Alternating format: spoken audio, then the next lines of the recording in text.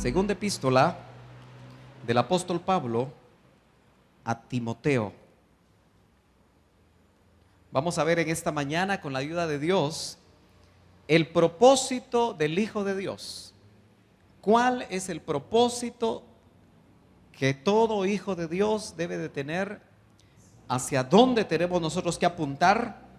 A veces se dice que la gente no sabe a dónde va, y por eso muchas veces toma diferentes veredas y diferentes caminos. Pero qué bueno es saber que el apóstol Pablo, al final de su vida, porque es cuando él escribe a su discípulo Timoteo, ahí en la segunda epístola, capítulo 4 y verso 7, dice de la siguiente manera: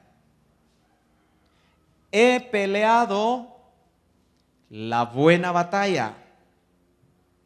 Yo quiero que usted ponga atención a los verbos. Ahí hay muchos verbos en este verso y nos indica el tipo de trabajo que nosotros tenemos que hacer, porque la vida cristiana, hermano, está siempre accionando. Si usted está quieto, si usted está detenido, entonces la vida cristiana no está funcionando muy bien para usted. Dice: he peleado la buena batalla, he terminado la carrera y he guardado la fe. En el futuro me está reservada la corona de justicia que el Señor, el juez justo, me entregará en aquel día, y no solo a mí, dijo el apóstol, sino también a todos los que aman su venida. Gloria a Dios. ¿Todavía quiere orar conmigo? ¿Todavía quiere orar conmigo para que el Señor nos hable? Padre, gracias, porque tu palabra, Señor, siempre está dispuesta. Tu Santo Espíritu también, Señor, a poder interpretar y a poder, Señor, tener espíritu de revelación para que tu palabra se haga vida a nosotros. Que tu palabra en esta mañana, Señor, pueda iluminarse a cada mente, a cada corazón, a cada espíritu. Señor, te pedimos que tú nos hables, que tu Santo Espíritu nos exhorte, que tu Santo Espíritu nos edifique y nos consuele. Y nos dé, Señor, una meta, un centro, un objetivo hacia dónde apuntar. En el nombre de Jesús, amén. Es interesante, hay una versión que dice: he combatido el buen combate, he terminado mi carrera, he guardado lo que depositaron en mis manos. Me gusta eso, he guardado lo que depositaron en mis manos. El apóstol Pablo habla de tres cosas básicamente en este verso. Habla de una batalla, que por cierto él dice buena. ¿Y cuántos de ustedes creen que las batallas son buenas? ¿Ah? ¿Cuántos creen que las batallas son buenas? Bueno, qué bueno que usted diga que no, porque yo creo que a ninguno de nosotros nos gusta mucho batallar, ¿verdad? Ninguno de nosotros está feliz porque haya batallas en la vida. Nosotros quisiéramos que la vida fuera realmente algo totalmente libre de batallas, de luchas, de peleas. Las batallas traen desánimo cuando las perdemos. Las batallas traen heridas, porque toda batalla nos deja cicatrices. Sean batallas en el alma o sean batallas literales, todas las batallas no son necesariamente agradables. Sin embargo, yo tengo que recordarle a usted que la vida cristiana está envuelta de batallas. Desde que usted llegó a este mundo, incluso antes de llegar a este mundo, hay batallas. El doctor Ríos le revelaron que nosotros teníamos consecuencias por las batallas perdidas antes de estar en el vientre, imagínense. Dios escogió a una tribu, la tribu de Leví, y esa tribu de Leví, todos los varones que nacían en la tribu de Leví, dice el Antiguo Testamento, tenían que ser sacerdotes o eran llamados sacerdotes. Dios los había predestinado para ser sacerdotes a la tribu de Leví. Si usted nacía en la tribu de Leví y era un varón, Dios había establecido que esos varones eran sacerdotes. De tal manera que esos sacerdotes tenían que ejercer su función cuando llegaban a determinada edad. La Biblia dice que tenían que ejercer esa función a los 30 años. Y es llamativo que Levita se jubilaba a los 50, fíjese. Siempre me he puesto a pensar por qué a los 50, pero otro día platicamos acerca de eso. Así que eran 20 años básicamente los que los levitas servían en el templo. Así que la Biblia también habla de sistemas de jubilación, usted. Era a los 50. Yo me pongo a pensar en voz alta y digo, bueno, ¿por qué sería que a los 50? Quizá porque el trabajo de levita era un trabajo físico muy fuerte. Acuérdese que ellos sacrificaban bueyes y mover un buey y mover las piezas de carne de un buey, si nosotros nos ponemos a pensar, era un trabajo fuerte, un trabajo difícil. Lo cierto es que dice que hasta los 50. Pero el punto al que yo le quiero enfatizar en esta mañana es que ya estaban predestinados para ser sacerdotes los levitas. Qué interesante. Y eso puede ser una figura también para los levitas de estos tiempos. Pero de una manera inusitada, parece ser que algunos de ellos tenían batallas antes de entrar en el vientre de las madres que los iban a concebir.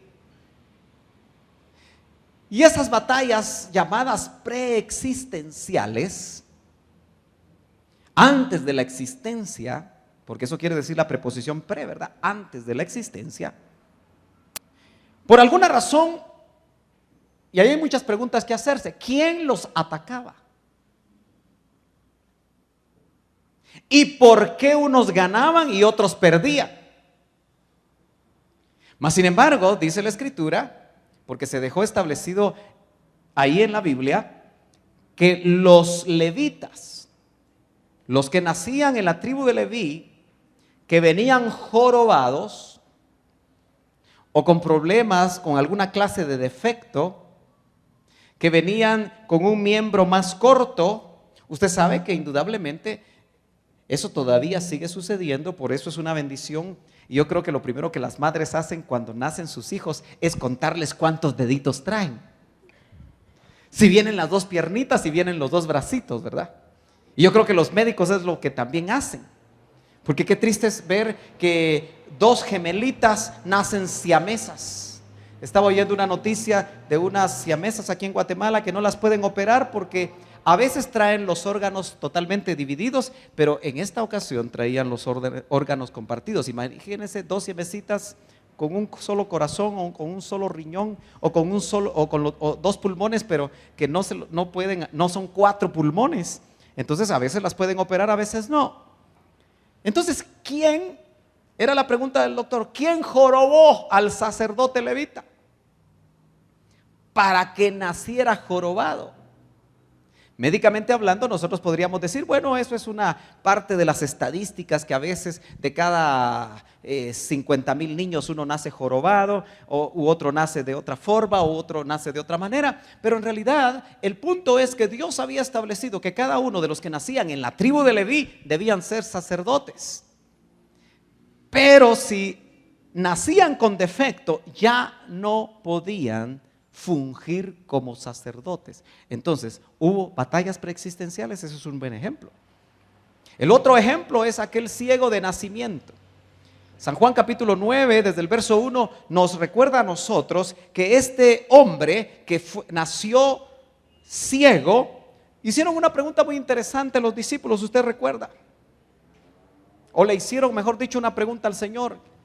Creo que fueron sus discípulos. ¿Quién pecó? ¿Este? Hablando del ciego. ¿O sus padres para que naciera ciego? Mire qué interesante.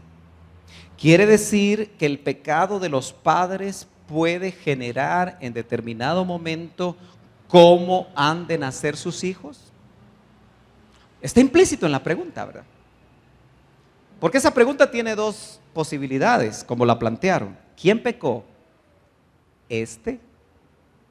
Y esa es la pregunta más difícil, porque ¿se podrá pecar antes de nacer? No sé si me está entendiendo. Si la pregunta la hicieron los discípulos y el Señor no les corrigió la plana al decirles, miren mucha, porque era guatemalteco, como que si el Señor hablara guatemalteco, ¿verdad? Miren, mis queridos discípulos, ¿Qué herejía es la que ustedes están diciendo? Como dirían hoy muchos teólogos. ¿Cómo pueden imaginarse que éste va a pecar y como consecuencia de su pecado va a nacer ciego? Entonces la posibilidad es que o pecó antes de nacer o pecó en el vientre. ¿Y se podrá pecar en el vientre usted? Qué complicado eso, ¿verdad? Pero por lo menos existen esas posibilidades. Y el Señor no los corrigió. Pero también la opción era que sus padres hubieran pecado. El Señor cuando les responde les dice, ni pecó este. Quiere decir que se puede. ¿Estamos de acuerdo? Dicen amén los hermanos. No se me han dormido los de este lado. No pecó ni él ni sus padres, pero la posibilidad existe. Eso quiere decir que hay batallas fuera del vientre. ¿Estamos de acuerdo? Así que usted hace rato que viene batallando, hermano amado. Así que yo sé que las batallas no nos gustan, pero la vida cristiana es una batalla. Y en la vida cristiana nosotros somos soldados. Rasos tal vez algunos. Otros quizá con un mayor rango. Pero el soldado sabe que toda su preparación le va a servir en un momento dado para pelear. Yo no sé, hermano amado, si usted ya se puso a pensar que los años que lleva en los caminos del Señor realmente lo están preparando para las batallas. Y vienen batallas que son finales para nosotros. Yo creo que la iglesia de Cristo está viviendo batallas que pueden ya ser finales. Hay muchas formas que nosotros podemos ver esas batallas. Hay batallas en el vientre. Hay batallas fuera del vientre. Hay batallas espirituales que son mucho más reales cuando nosotros nos convertimos. Entonces yo creo que es importante que nosotros nos demos cuenta que el apóstol cuando dice he combatido el buen combate es porque toda su vida fue de batalla. Yo no sé si usted está contento o está contenta con un cristianismo que solo batallas es. Por eso hoy en día se predica un evangelio que ya no tiene muchas batallas. Se predica un evangelio donde la persona debe aprender ciertos principios para siempre ser un triunfador. ¿Y cuántos saben que a veces se pierden batallas? ¿Usted ha perdido batallas? ¿O usted siempre ha sido un triunfador? Por eso este término se manejaba mucho dentro del pueblo pentecostal hace años. Yo no sé si todavía se maneja, pero cada vez que se encontraba un hermano con otro, le decía, hola, ¿cómo estás? ¿En victoria, hermano? ¿Qué decía usted? Pero del diente al labio. ¿En victoria, hermano? En victoria, decía el otro. Y tal vez venía todo chamarreado, usted saber de dónde, ¿verdad? Entonces, está bien porque Dios nos llama a que tengamos victoria. Y yo creo que la tarea es que nosotros, frente a las batallas que nos tenemos que enfrentar, tengamos victoria. Pero también tenemos que reconocer que a veces nos chamarrean, hermano. ¿A cuántos a veces los ha chamarreado la carne? Porque cuando hablamos de batallas tenemos que reconocer a los enemigos. En alguna ocasión Guatemala ha visto a Inglaterra como su enemigo, ¿verdad? ¿Belice de dónde es, hermanos? De Belice. Ya no hay ningún patriota aquí, ¿verdad? Belice es de Belice porque, pero antes, ¿se acuerda usted que se decía Belice es de Guatemala? Y yo me imagino que hay muchos guatemaltecos que dicen Belice es de Guatemala. Y otros todavía más patrióticos estarán diciendo también allá Chiapas es de Guatemala.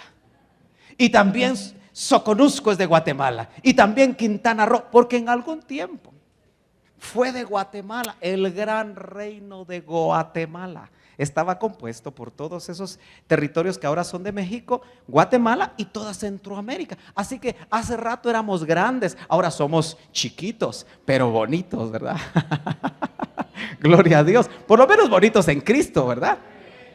Así que yo recuerdo que hubo un general de apellido Lucas y su hermano Benedicto, que dice que tenían un plan para invadir Belice. Pero nos hubiera pasado lo mismito que le pasó a Argentina a usted. ¿Se recuerda usted la ola de nacionalismo que hubo en toda América Latina cuando Argentina se le puso al brinco, como decimos, como dicen los muchachos ahora, a Inglaterra usted? Y le agarran las Islas Malvinas. Yo no sé si los argentinos se pusieron a pensar realmente con qué ejércitos se estaban metiendo. Como que no se pusieron a sentar a ver con cuántos hombres venía Inglaterra, ¿verdad? Como dice la palabra. Así que no sé si fueron 15 días los únicos que las Malvinas fueron de Inglaterra, hasta que aparecieron los Harrier y los portaaviones y todo lo que usted ya sabe de Inglaterra, aunque hundieron unos cuantos buques, ¿verdad? Unas cuantas fragatas los argentinos. Pero hasta ahí llegó la cosa usted. Entonces tenemos que conocer los enemigos. ¿Por qué Pablo le diría la buena batalla? Porque fue una buena batalla. ¿Cuántos saben que cuando nosotros enfrentamos una batalla, aunque perdamos esa batalla, no perdemos la guerra? Porque la guerra ya la ganó uno. En la cruz del Calvario se peleó la más grande batalla de todos los universos. Nosotros mismos no nos hemos dado cuenta, mis hermanos, cómo en la cruz del Calvario el drama fue universal. Y si hay 7 universos, fue macro universal usted. Nosotros vemos a veces con nuestros ojitos humanos la cruz. Y a veces no entendemos. Y no entendemos por qué en la tierra precisamente se ganó la gran batalla. La batalla de los siglos fue ganada por Jesús, el Cordero de Dios, que fue inmolado desde antes de la fundación del mundo. Y se escoge la tierra. Así que nosotros los humanos, así feitos como somos a veces, tenemos que sentirnos gozosos, porque usted ya se puso a pensar que el que ganó esa gran batalla al salir de la tumba, que fue otra batalla, porque tuvo que vencer la muerte. Y por eso ese grito tremendo del apóstol Pablo cuando dice: ¿dónde está, oh muerte, tu victoria? Y la muerte es un trono. La muerte no es cualquier cosa, hermano. Es un trono. Y dice que es el último enemigo a vencer. Así dice, ¿verdad? Amén. Estoy en la Biblia yo todavía. Porque a veces me quedo yo pensando, ¿será que los hermanos no están de acuerdo? Y la manera de decir que uno está de acuerdo es decir: amén, así es, hermano Sergio. ¿Estamos de acuerdo con usted? Así que si nos atacan de herejes, nos atacan a toditos los que estamos aquí de herejes. Así que con la cámara los vamos a poner todas sus caritas. Y usted va a decir: ay, no, que no me miren. Mejor que miren solo al hermano Sergio. Pero es un trono. Dice: el último enemigo a vencer es la muerte. Qué tremendo, ¿verdad? Y el Señor venció a la muerte. Y dice: ¿dónde está, oh muerte, tu victoria? ¿Dónde está, oh muerte, tu aguijón? ¿Sabe usted que porque Cristo venció a la muerte, nosotros también ya vencimos a la muerte? Ay, entonces, hermano, ¿por qué nos morimos? Porque todavía hay pecado en nosotros. Por eso es que va a haber una generación, ojalá que sea esta. Yo no sé si usted anhela eso, pero yo creo que cada generación de cristianos anheló eso. La primera generación, que fue la generación más metida con el Señor que ha habido sobre la historia, y se cree que la generación final tiene que ser 7 veces aumentada. Y yo me registro y me miro y digo: Señor, ay, si todavía no llego a esos diáconos de Hechos capítulo 6, que eran llenos del Espíritu Santo, que estaban llenos de sabiduría, con espíritu de conocimiento. Señor, ni a diácono llego todavía, de esos diáconos de Hechos 6. No de los de ahora, que solo se ponen un rotulito aquí y su traje azul, café, beige, negro, o como a usted le guste, ¿verdad? Y dice: diácono. Mejor sin uniformes, aunque los uniformes también están bonitos, hermanos, se ven muy bien, les cuento. Pero esos diáconos eran tremendos.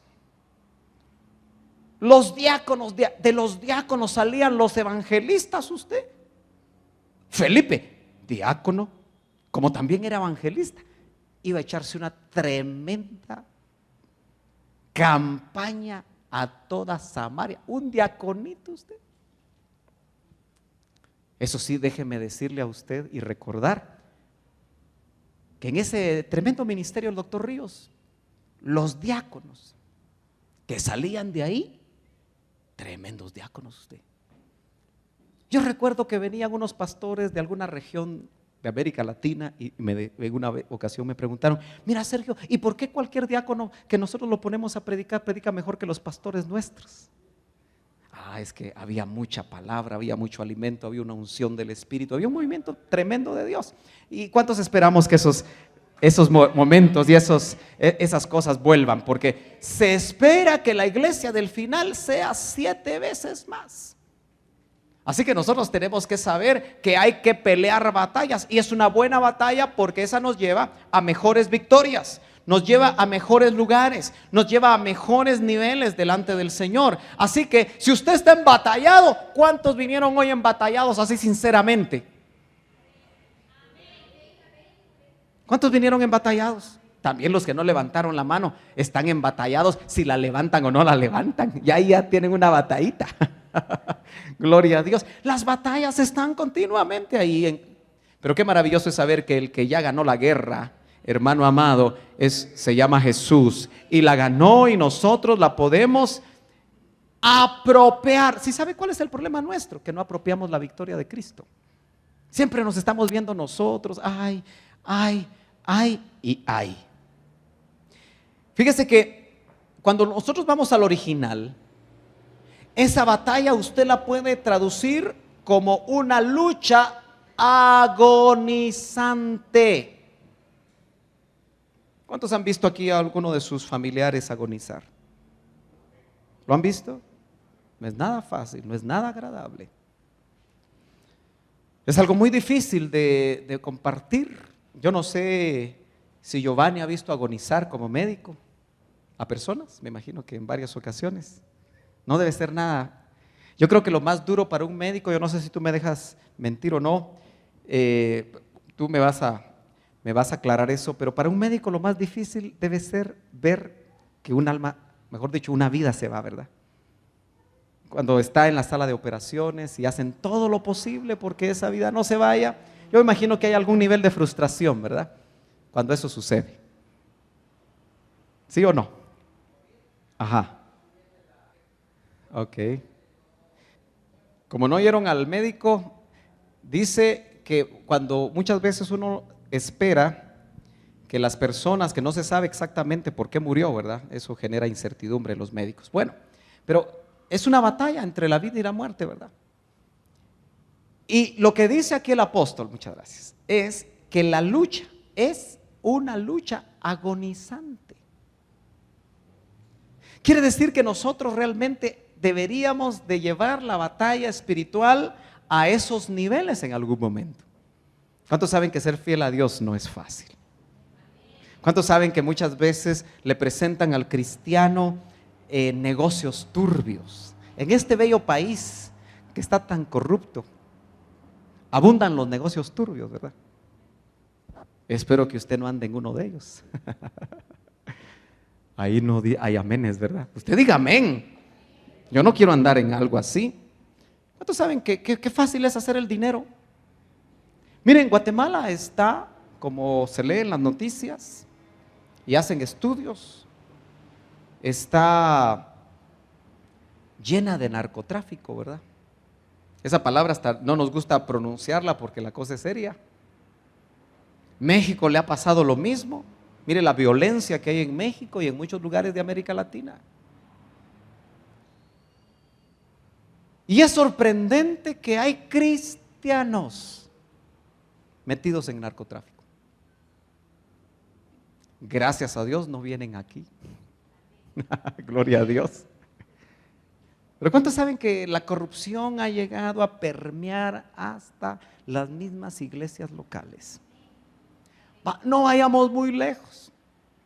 Los burócratas en el gobierno, y dicho sea de paso, nos estamos acercando a elecciones Usted sabe que en este país hay candidatos cristianos, ¿verdad? ¿Sí? Que van a empezar a hacer un movimiento fuerte para las próximas elecciones. ¿Y sabe qué? Van a surgir un montón de cristianos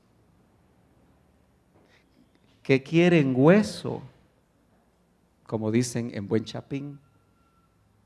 Quieren un puesto, dicen, aunque sea de ministro de Comunicaciones y Obras Públicas.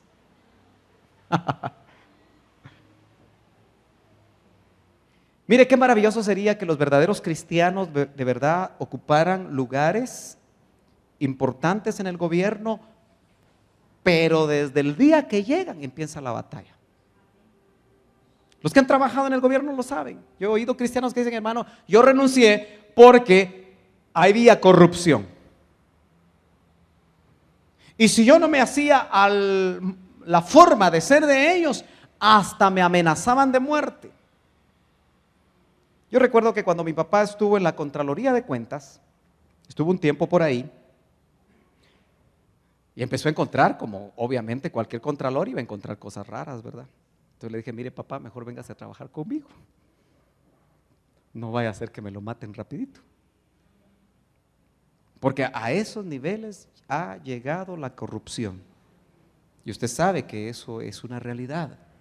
Pero ¿sabe qué es lo más terrible, hermano amado? Que muchos llamados cristianos están actualmente corrompidos en el sistema de gobierno. Y lo triste es que la historia nos ha demostrado a nosotros, porque son batallas, esas son batallas. En el trabajo hay batallas. Si usted trabaja en un lugar donde le ofrecen dinero para sacar las cosas rápido, usted dice, yo doy mi diezmo, ya todo está listo. No, yo no quiero de esas ofrendas, hermano, ni el Señor. Amén. Sí, yo sé de lugares donde hay ofrendas de mal procedencia. Y he oído pastores que dicen, oramos por ellas y ya no hay problema. Y mejor, por causa de la conciencia, mejor no preguntamos, dice. Dios santo. Entonces, las batallas, las luchas agonizantes, yo creo que están a la orden del día en cada uno de nosotros. Esa batalla habla de oposición. ¿Cuántos han tenido oposición en su vida cristiana? A veces los hijos tienen oposición de los padres, imagínese usted. Mira, papito, fíjate que yo quiero aprender un instrumento y allá en la iglesia están dando clases. No tengo tiempo, ni tengo pisto.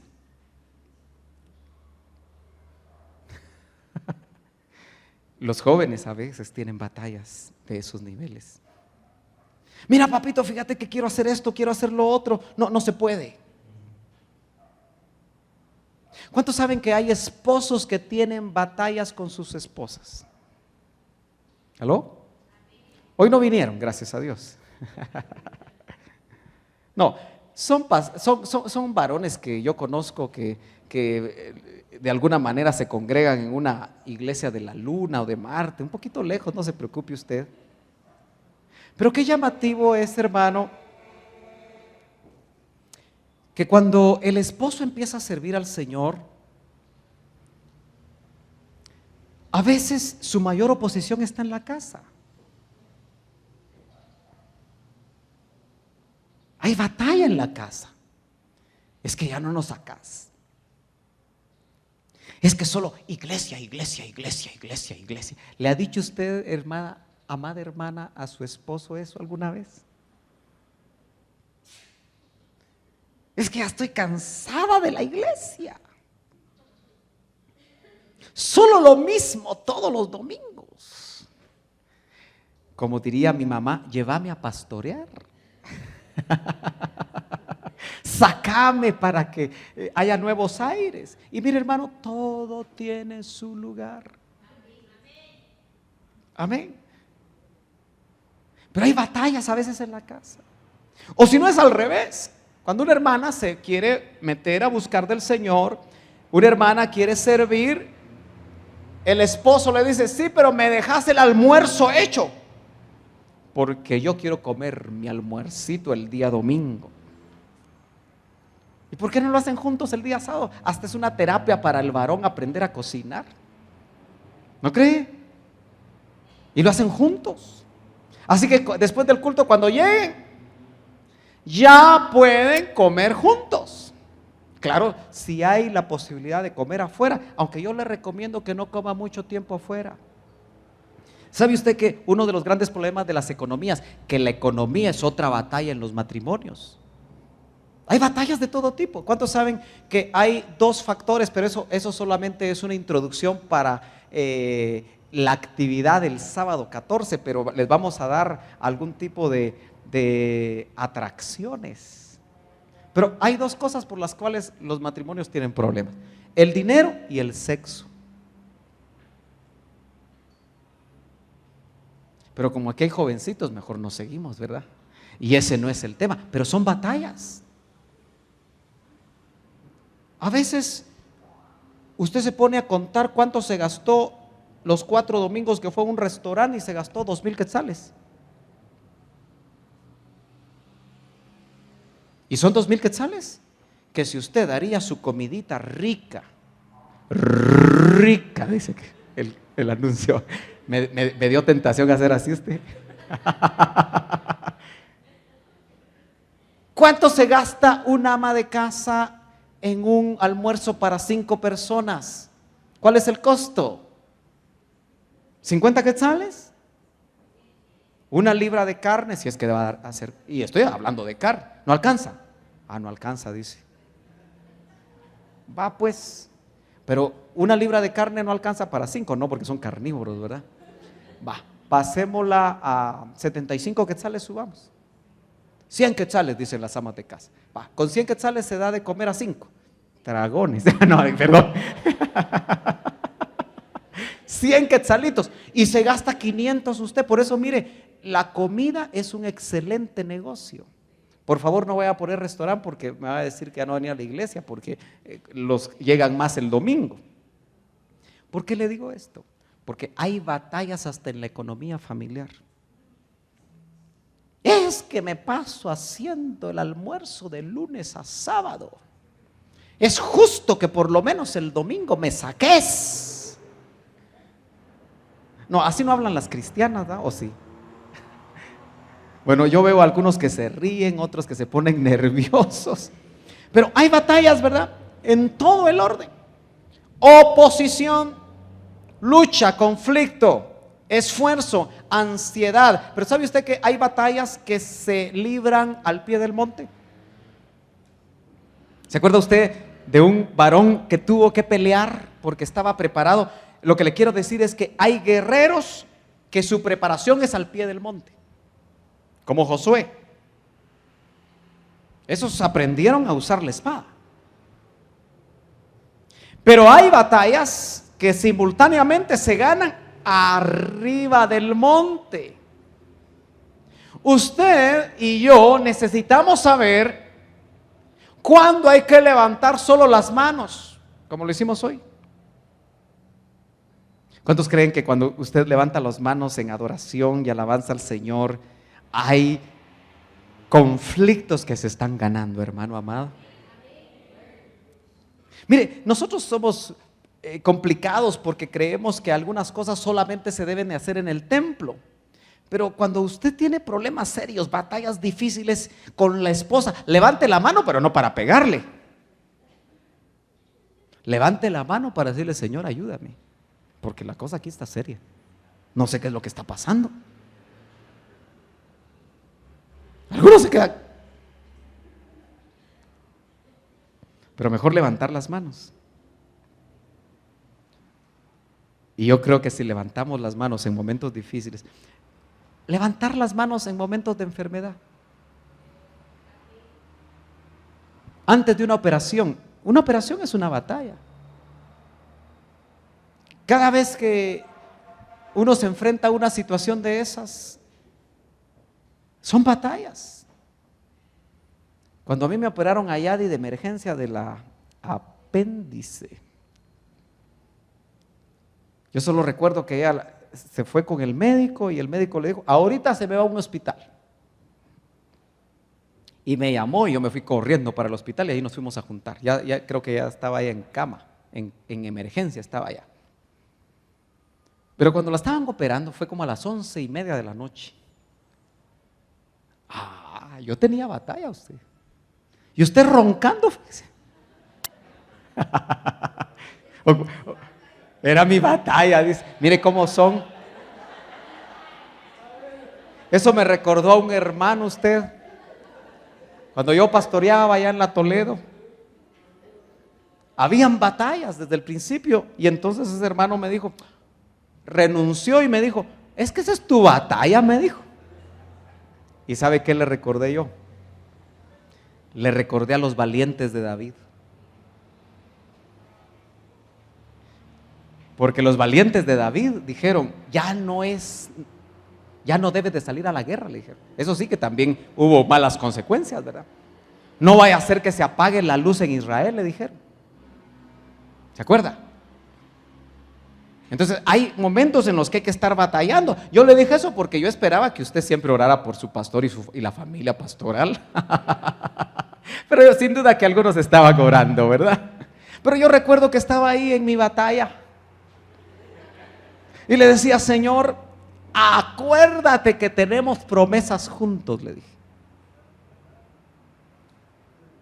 Porque aunque sean operaciones sencillas, yo he visto aquí irse personas operadas del apéndice, que se les complicó. Cualquier operación, cualquier anestesia, los médicos saben que siempre entraña un riesgo. Y entonces yo estaba ahí en ese cuartito de hospital. Señor, acuérdate de las promesas que tenemos juntos. Señor, opera mi batalla. Pero gloria a Dios que aquí está cada vez más bonita. Y todavía tenemos promesas juntos que vamos a ver cumplidas. Pero las batallas son buenas. He peleado, dice. Yo lo que le quiero transmitir a usted, hermano amado, es que cuando haya batalla, en lugar de achicopalarse, como dirían en México, póngase firmes, hombre. Y díganle al enemigo, mira, de aquí no pasas. ¿Cuántos esposos deben de ponerse alrededor como guardas de su familia y decirle al enemigo, mira, tú no me vas a robar a mi hijo? ¿Cuántos de nosotros vemos que los hijos están tomando malos caminos? Están teniendo malas amistades. Y eso está trayendo consecuencias en sus estudios, quizá en sus trabajos o quizá en sus decisiones con otras personas. No es tiempo de tomar, hermano, las armas espirituales, las armas de luz y decir, diablo, aquí no vas a pasar. Cuando usted vea a su esposo cayendo presa de alguna situación, o a su esposa cayendo presa de alguna situación, o a sus hijos, póngase firmes y empiece a batallar. ¿Y cuál es la mejor manera de batallar? De rodillas.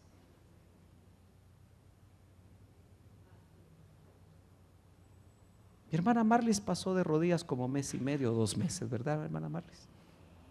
Como una madre amante de su hija estuvo al borde de la muerte. Estuvimos orando acá. Otito estaba muy batallado. Y recuerdo que yo en la sala de hospital en una ocasión le dije, mira, Otito, ¿te acordás que tu papá tuvo una batalla similar a esta? Porque el doctor nos contaba sus batallas. Yo ya le conté una. Pero en una ocasión la hermana Blanquita de Ríos la tenían que operar de emergencia. Y mire cómo es de tremendo el Señor.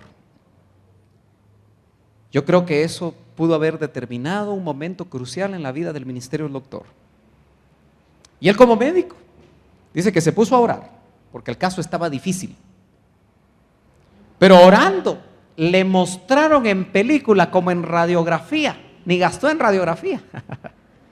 ¿Dónde tenían que operar los médicos? Como él era médico. Pero le revelaron dónde estaba el problema. Dones del Espíritu. Y habló con sus compañeros y les dijo, miren, aquí es donde tienen que entrar y tienen que operar.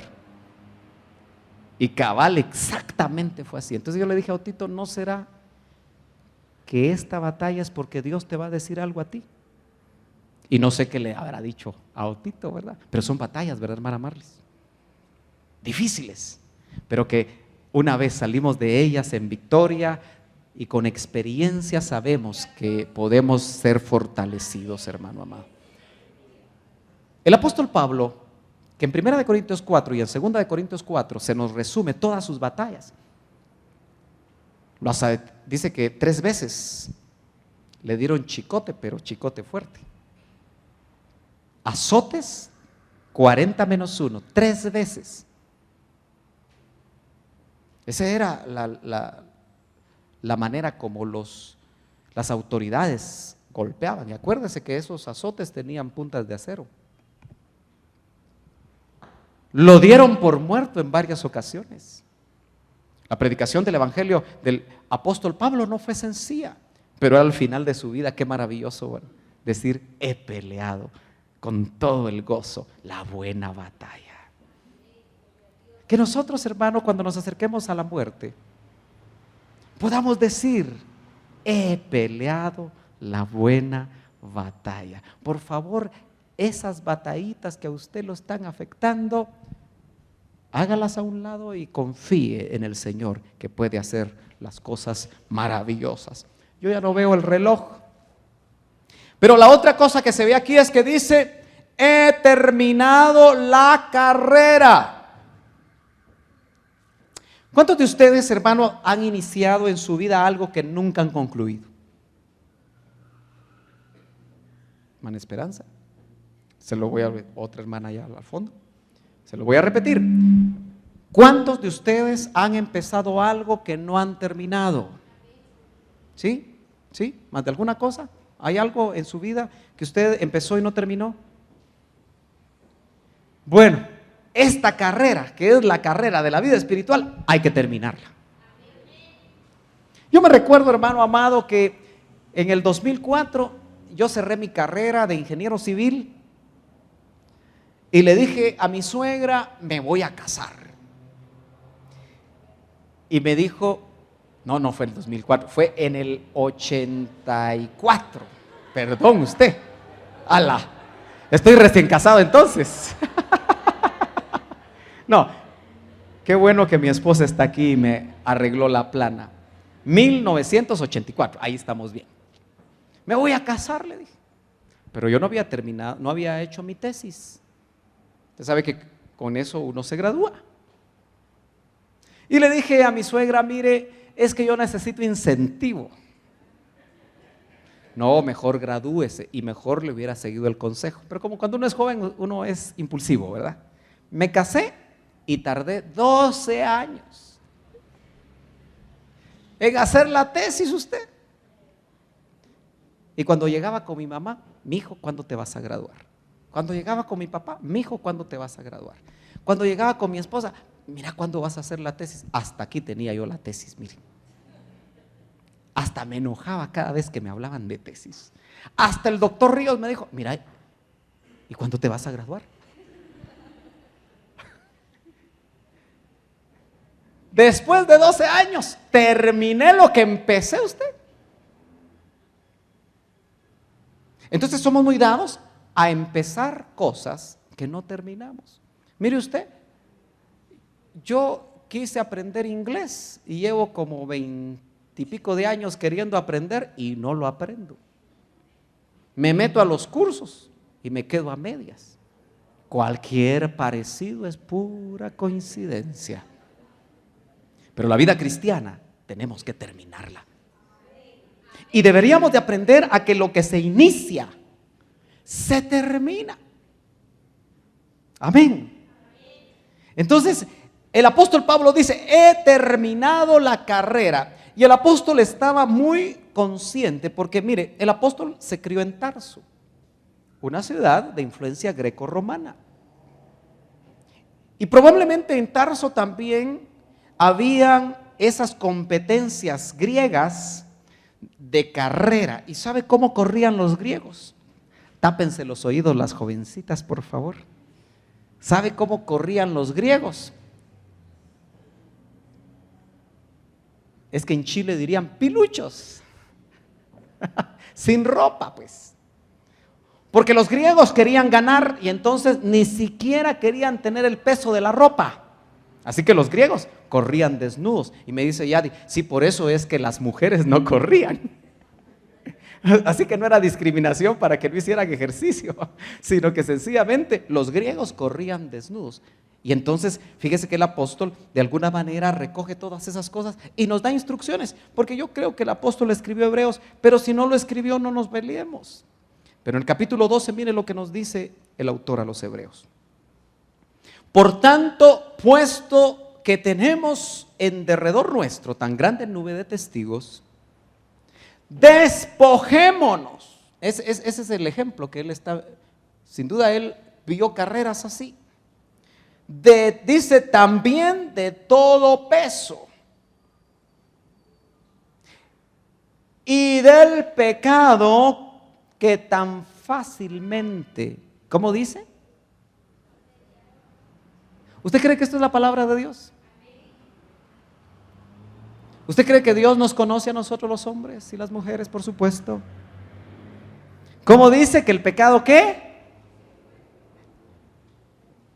Tan fácilmente nos envuelve.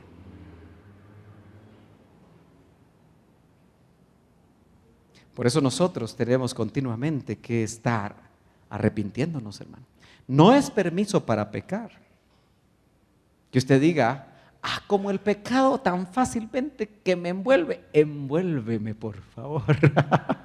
No estoy diciendo eso. Pero sí hay una realidad que el pecado nos puede alcanzar. ¿Sabe por qué digo esto? Porque mucha gente cristiana tiene la idea de que el pecado no le alcanza. Tiene la idea, no, a mí no. Incluso hay predicadores que dicen, llevo 3 meses de no pecar. ¿A poco?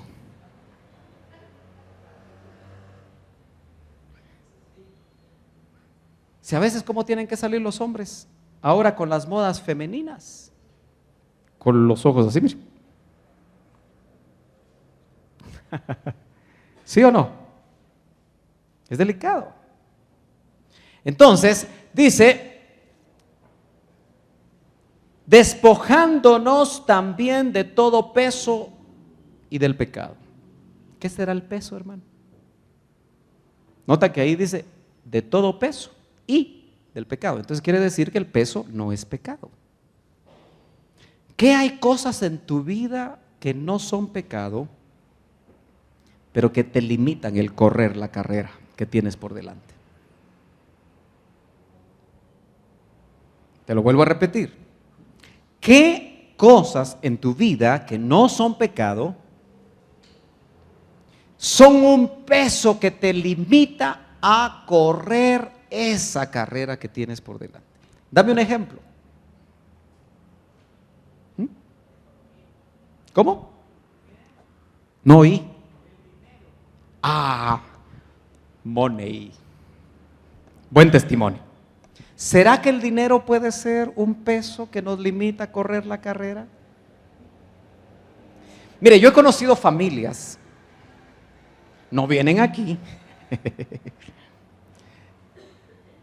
que cuando venían en bus a la iglesia de la Luna, puntualitos venían a la iglesia. De repente Dios les prospera y les abunda y compran su carrito. Y ya con carro, vienen tarde. ¿Será el carro un peso? Tener carro no es pecado. O si no, ahora que tienen carro, cada domingo a pasear, porque hay que kilometrar el carrito. ¿Será para esa familia un peso el tener carro? ¿Se ha dado cuenta usted que el dinero nos abre muchas posibilidades a la diversión? ¿Sí? Y a veces cuando hay dinero excedente, lo usamos para divertirnos, que no está mal. Tampoco es chuchito. Pero qué cuidadosos tenemos que ser para que lo excedente no se vuelva un lastre, no se vuelva un peso, y que usted tenga una subola ahí que diga money. Apúrese, hermano, hombre. Y usted ande así, ¿verdad? ¿Me está siguiendo? Entonces dice, despojémonos. Eso sí, si usted se va a despojar del dinero, diga dónde. No. No. ¿Qué otra cosa puede? ¿Se ha dado cuenta usted que los estudios para algunos se vuelve peso? Estudiar no es pecado, por supuesto, pero se puede volver un peso, ¿verdad? Ya lleva 5 maestrías y quiere otra usted. Ay, Dios mío. Hay cosas que nos pueden limitar. Usted puede buscar dentro de su propio corazón. ¿Se ha dado cuenta usted que hay hijos que se vuelven un peso? No porque se pongan gorditos, sino que a veces en la familia se puede volver un peso un hijo. Y entonces cuando hay que correr, ahí va, porque el hijo no quiere caminar. Cuando la familia va para acá, el hijo va para allá. Eso es un peso que nos detiene. Acompáñame rápidamente a Isaías. Yo ya voy a terminar. Yo sé que usted está viendo el reloj, yo ya no lo miro. 40, verso 30. Isaías 40, verso 30. ¿Cuántos saben que correr nos puede cansar? Y la vida cristiana, el apóstol Pablo la asemeja a una carrera. Primero la asemejó a una batalla y ahora a una carrera. Una carrera que una vez iniciada debemos de terminarla. Cuando viene, hermano, el cansancio, verso 30 de Isaías dice, aún los muchachos se fatigan y se cansan, y los jóvenes tropiezan y vacilan, pero los que esperan en el Señor renovarán sus fuerzas, se remontarán con alas como las águilas, y aquí viene lo importante, y correrán y no se cansarán. ¿Cuántos saben que la vida cristiana es como una maratón? Yo recuerdo que me eché mi carrerita de 10 kilómetros, aunque usted no lo crea, para los 100 años del Evangelio en Guatemala. Y una semana antes me puse a entrenar con uno que había corrido maratones, usted ya se imagina eso. Pero yo quería correr la carrera de los 100 años del Evangelio. Y recuerdo que una amiga de Yadira me vio correr esa carrera. Tú no estabas, ¿verdad, Yadira? ¿Por qué no me fuiste a ver, Yadira? Y ahí estaba yo, ya se imagina usted, ¿verdad? Con mi pantalonetita y unos hilitos que bajaban así.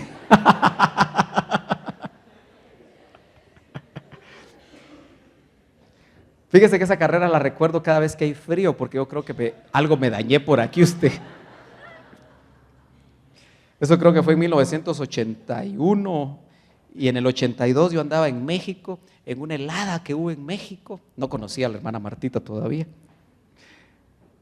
Y me recuerdo que por el frío que había usted, no podía subir y bajar las gradas del metro.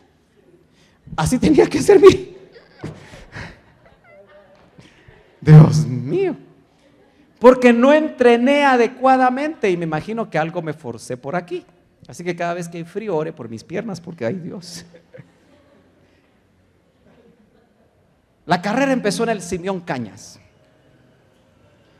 Ay, cuando iba yo ahí por el obelisco, usted ya no sentía las piernas. Pero el cuerpo se calienta, ¿verdad?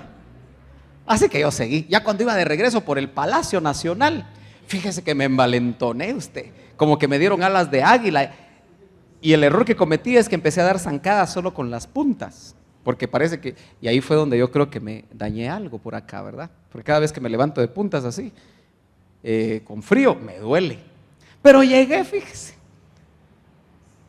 Fui como el 10,000 número, pero llegué a la meta. La maratón es una carrera de perseverancia. Tú la has corrido, ¿verdad, Maco? Ok. Y la vez pasada me dijiste que como en el kilómetro, es que tienen un kilómetro que es así como muy crucial, ¿verdad? El kilómetro 30. Dice que cuando van corriendo 30 kilómetros, ¿qué sucede ahí, Maco, cuando los 30 kilómetros? O sea que si el corredor pasa a los 30, ¿no será que nosotros estamos pasando a veces en la vida cristiana la barrera de los 30 y sentimos que ya no, ya hermano Sergio, ya no? Ay. A veces sentimos eso, ¿verdad? Pero el Señor nos da la promesa.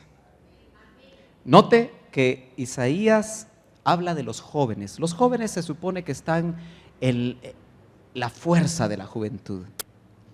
Y dice que los jóvenes se fatigan y se cansan. Pero sin importar la edad, sin importar el tiempo en la vida cristiana, dice que los que esperamos en Jehová, ese es el secreto para la vida cristiana y terminar la carrera con gozo, dice que renovaremos las fuerzas y correremos y no nos cansaremos. No te canses, hermano, de hacer el bien. No te canses de buscar al Señor. No te canses de alabarlo. No te canses de hacer diferencia en tu trabajo. No te canses de hacer diferencia en el estudio. No te canses de hacer diferencia en la congregación. La carrera que tenemos por delante, lo que hay que hacer es despojarnos de pesos. ¿Se ha dado cuenta usted que hay algunas relaciones que pueden ser un peso? ¿Usted ha notado que a veces en las congregaciones dejan de asistir algunas personas? Y uno se pregunta, ¿por qué no vendrá fulanito? ¿Por qué no vendrá menganito? ¿Qué si menganito se encontró una su filistea usted? Medidas 90, 60, 90.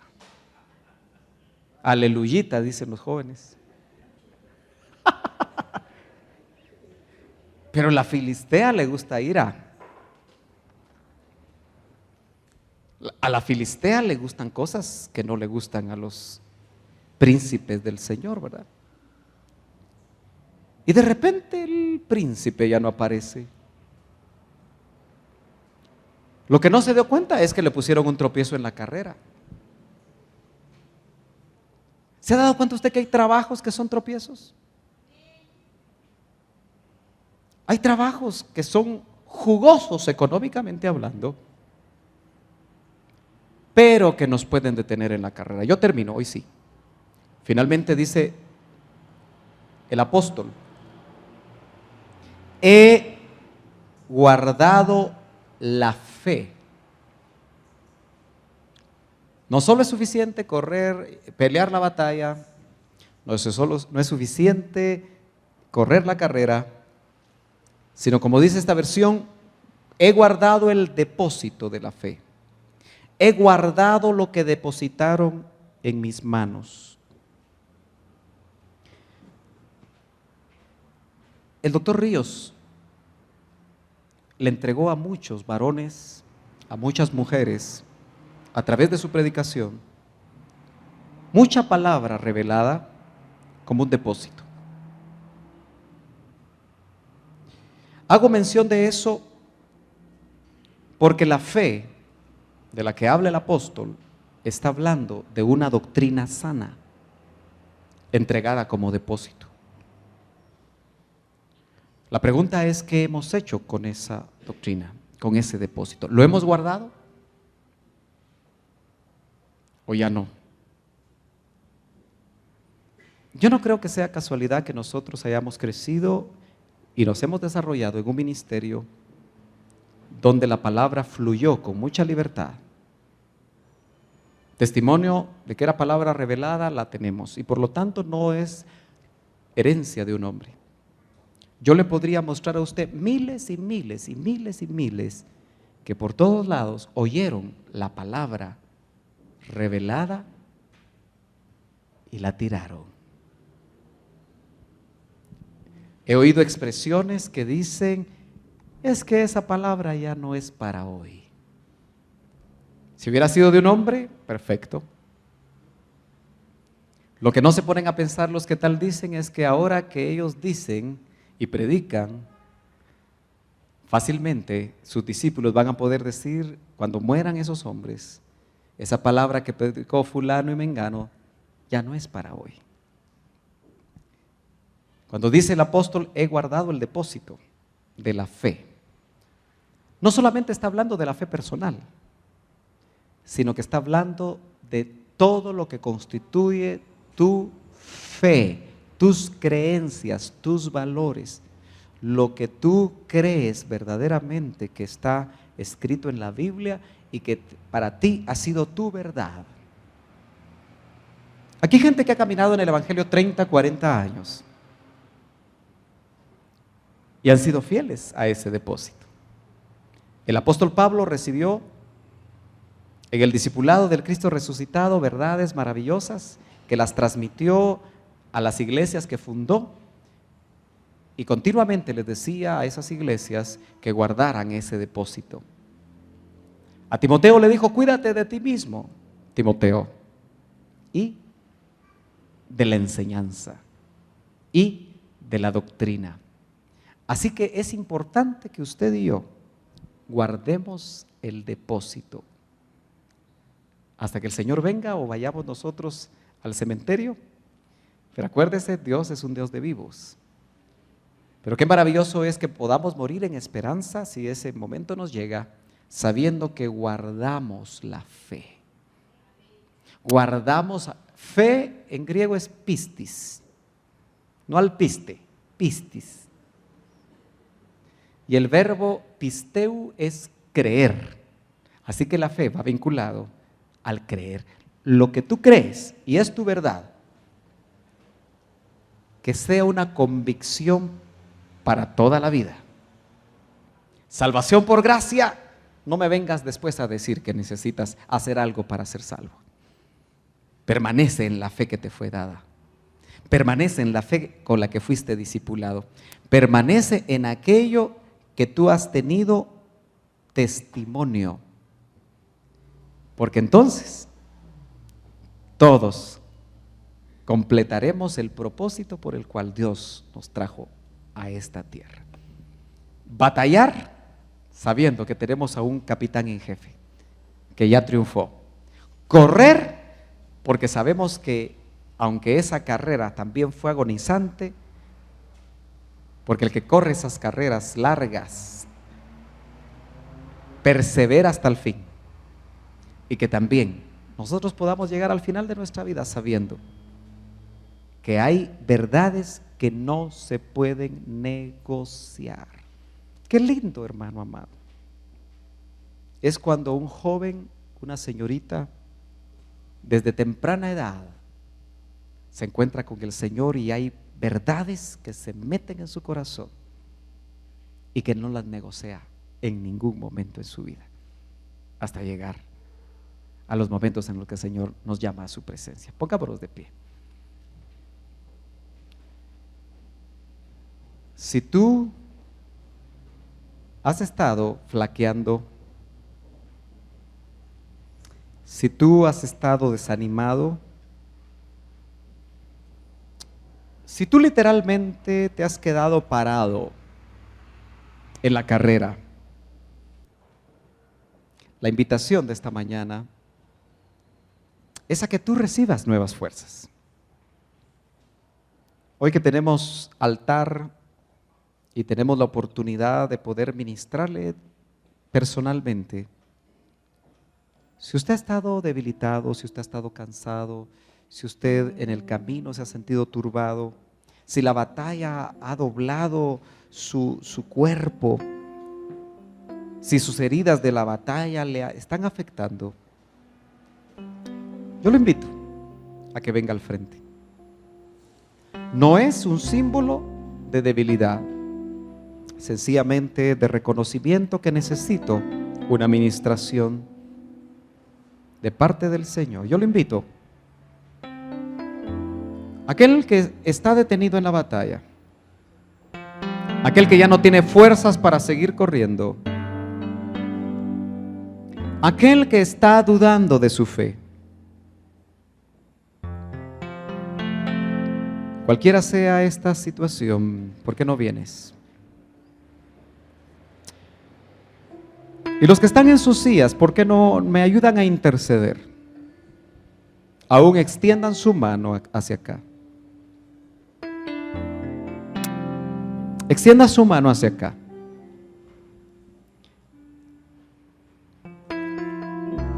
Hasta el salmista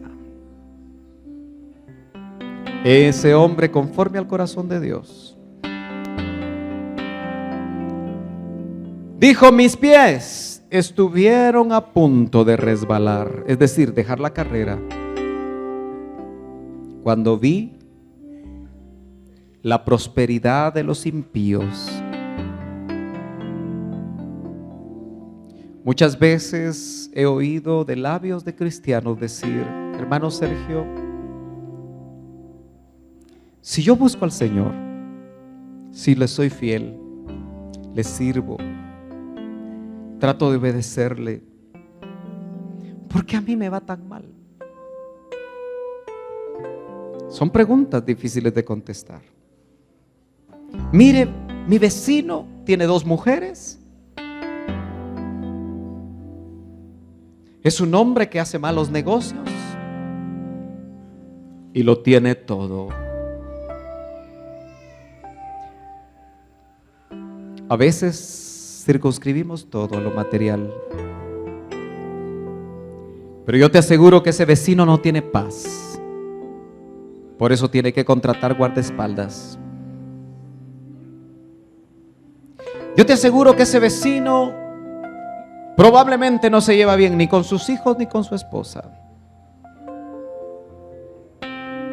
Hay muchas cosas que tú no conoces. Por eso el salmista dijo: cuando vi el fin de ellos, entonces entendí. En el nombre de Jesús, varón y varona de Dios que estás aquí, yo te ministro nuevas fuerzas. Yo te ministro la palabra que dice que los jóvenes se cansan y se fatigan, pero los que esperan en Jehová, y si tú esperas en Jehová, dile hoy: Señor, yo estoy esperando en ti. Yo estoy esperando en ti. Porque los que esperan en Jehová, dice la palabra, correrán y no se cansarán. Los que esperan en Jehová, dice la palabra, recibirán alas de águila. Y las águilas, acuérdate, cuando vienen las grandes tormentas, han aprendido a volar y a subir arriba de las tormentas hasta encontrar vientos favorables. Si tú estás en una tormenta, recibe las alas del águila. Hermana, hermano amado, recibe alas de águila y empieza por la fe a subir más arriba de la tormenta. Sube más arriba de la tormenta, donde hay un sol que ilumina todo el horizonte y los vientos son favorables.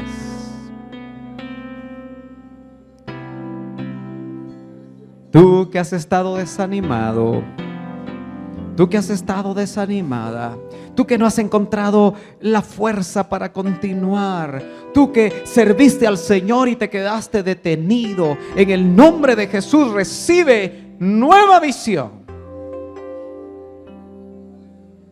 nuevas fuerzas, nueva unción.